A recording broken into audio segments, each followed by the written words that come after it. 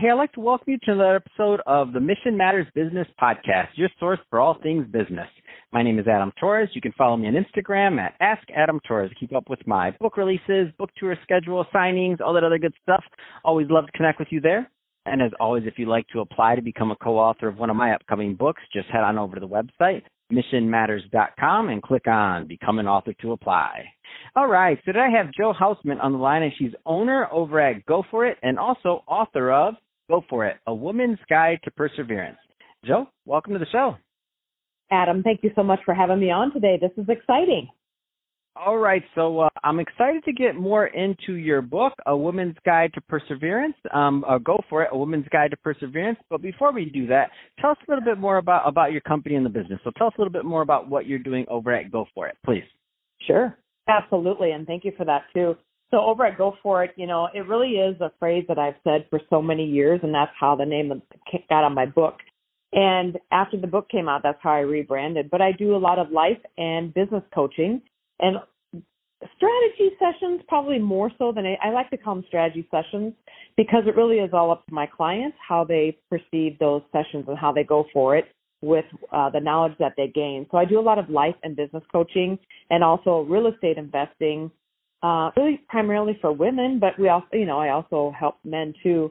And it's really been a passion of mine. So it all kind of interwoven together, but I love that term, go for it, and just being able to really think outside the box and to think of what more we can do with our lives, because I'm a big fan of multiple streams of income. That's awesome. And I think that's a great transition for us. So let's talk a little bit more. I want to get right into the book and spend our time there. So first off, what was the inspiration for this book? Yep. So I've been married twice. So it's my second husband. And I have a son from my first marriage years ago. And I was a single mom for many years, and then met and married this wonderful man. And he just really, just made the whole family complete. But unfortunately, he got sick in 2007. And I was running a very successful virtual assistant business back in those days, long before people really knew what a virtual assistant was. And I was taking care of him through his illness, raising my son, and then also I'm a sandwich generation girl. So not that my mom needed help, but I still was helping her. And so unfortunately, my husband passed away, and then a month later, my son went off to college. So I was basically, by myself with my dogs, and really had to pick up the pieces after all of that. And what happened is probably a couple years later, my son had come home from college and said, "Mom, we should really write a book about, experience with Jim and just everything we went through." And I'm like, "Oh boy, I don't know. That's kind of personal, and I don't think I can do that." Well, lo and behold, as serendipitous as it is, I was having coffee with somebody, and we were talking about something totally unrelated to book publishing. And we got on the subject of book publishing, and he pulled out a business card and said, "Hey, here's a publisher out of LA. Maybe you should contact him." And I'm like, whoa. And so now they're kind of all starting to fall together. So I contacted him, and he actually helped me lay out the pieces to what would become my book. But I never thought I could write a book. I never thought I could even put words on a paper, even though that was one of my strongest suits in high school and college was writing, but I never thought anything of a book. Anyway, about a year later, so in 2014, I went back to him and I said, "I think I'm ready." And he goes, "Yeah, you're ready. Let's get this book, going." And so that's how it came about. It took me a year and a half to write. My son, I wanted him to be part of every chapter. But since he was so young during a lot of it, he wrote the foreword to the book, and it actually really wrapped up everything very nicely. And it was a testimonial to my late husband and his faith and all our faith together as a family, but also what you can do after tragedy strikes. Because I don't like to dwell on the negative. I like to dwell on what good can come out of the bad. And what has happened since then. Now, in July, it'll be 10 years. Since 2010 is when he passed. And it's all about overcoming the bad to get to the good, and that there is greatness after grief.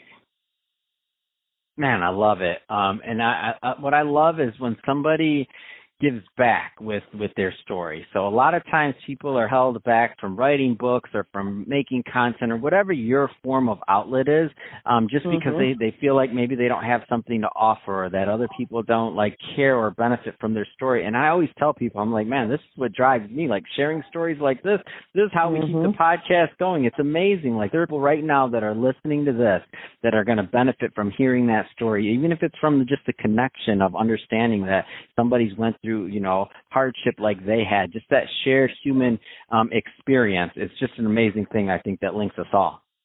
Yeah, absolutely. And, you know, the main thing was after I wrote it, I thought, there's not going to be one person that reads this book. But I thought to myself, if I can help one person get through tough times in their life, my job is complete. And now the book's been out quite a while, and it has been the emails I get, the messages, the phone calls. I have people calling asking how they can order more for their families or their friends. I'm like, wow, this is so inspirational for me because I'm so awestruck about people, you know, are getting such good value from it. And I'm so thankful for that. I'm just so thankful that I'm able to help, you know, people with it. What's one of the I know there are many, by the way, so not having you choose between all your themes and all the work you put into this, but what's one of the big takeaways that you want every reader that reads Go For It to really come away with? You know, the one thing I want them to know is that they're stronger than what they give themselves credit for. I never thought I was going to be able to finish that book. There were so many times that I remember one time in particular, I was so frustrated. I slammed down my laptop and I said, nobody will ever read this book. I don't even know why I'm writing it, you know, kind of that negative self-talk, which I try not to do ever, but I was just really frustrated.